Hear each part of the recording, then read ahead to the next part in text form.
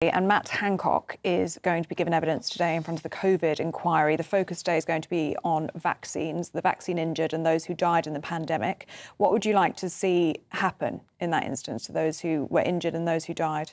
Well, we've got to have some changes to the vaccine compensation scheme. I'd like an apology, actually, from Mr Hancock. I mean, what he did during that was utterly just horrendous at every level. And I think we've got to have more honesty that...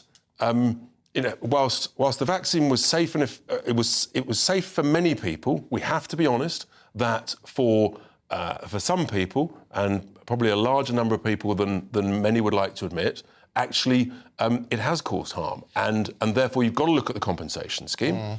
And these are difficult issues for many people, including many professionals who at the time bought into the consensus establishment narrative. But that's the same with any medicine. Isn't it? And any vaccine and any medicine correct. at all. But is the sense that not that something was necessarily done wrong in one sense, but the fact that it was so mandated, is that part of the issue? Choice was removed? If you'd been more honest with people, saying, look, this is an urgent vaccine, and we think that it's appropriate for what was originally said, which was the elderly, I think above the sort of 65, 70s.